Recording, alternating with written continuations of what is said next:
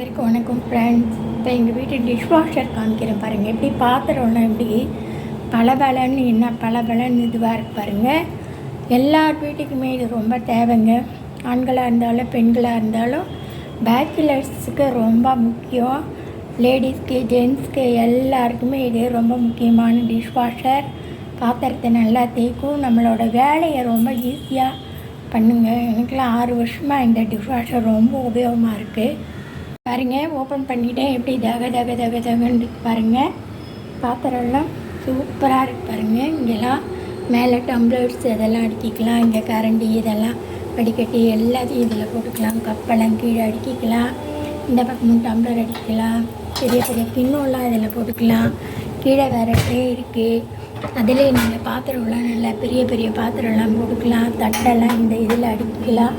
சைடில் இந்த மாதிரி ரொம்ப உபயோகமாக இருக்கும். இந்த பாத்திரம்லாம் அடுக்கும்போது நல்லா மேலே ஒரு ஃபேன் இருக்குது. இந்த ஃபேனை டச் பண்ணாமல் நீங்கள் இந்த மாதிரி அதுக்கு கீழே போடணும்.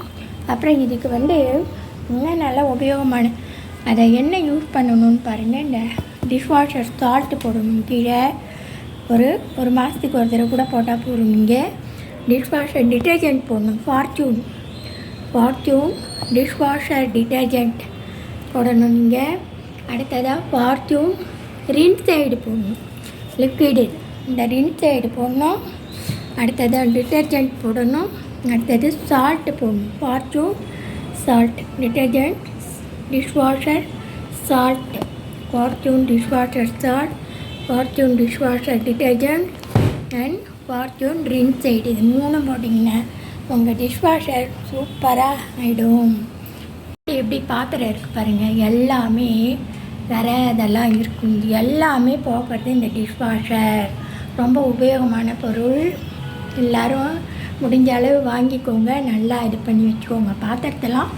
பாத்திரம் சுத்தமாக இருந்தால் தான் உங்களுக்கு நல்ல வீட்டில் சமையல்லாம் நல்ல வேலையெல்லாம் கரெக்டாக ஆகும் எல்லாருக்குமே.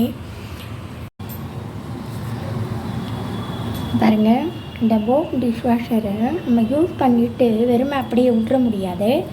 நம்ம அதை க்ளீன் பண்ணணுங்க. வெளியில் அவுட் சைடு உள்ள எல்லாமே க்ளீன் பண்ணணும். அதுக்கு பேக்கிங் சோடா, நம்ம பேக்கிங் பவுடர் வச்சுக்கணும். அதை வச்சு ஒரு கிண்ணத்தில் போட்டு கொஞ்சம் ஜலம் ஆட் பண்ணி நம்ம துடைக்கணும்.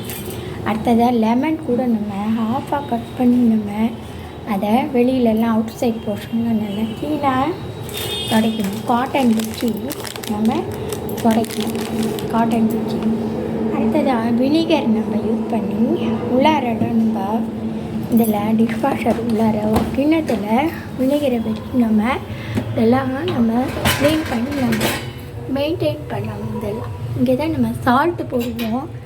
நல்லா மெயின்டைன் பண்ணணும். உள்ளெல்லாம் க்ளீனாக இருக்கணும். அப்போ தான் நம்ம பாத்திரமும் சுத்தமாக நல்லா க்ளீனாக வரும். 4 பொருள் பாருங்கள்.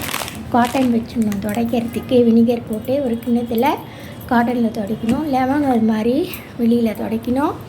அடுத்ததாக பேக்கிங் சோடா, பேக்கிங் பவுடர் வச்சுக்கணும். இதை வச்சு நல்லா துடைக்கலாம். வினிகர் யூஸ் பண்ணிக்கலாம் உள்ளாரெல்லாம் நம்ம. தேங்க்யூ ஃபார் வாட்சிங். Bye bye.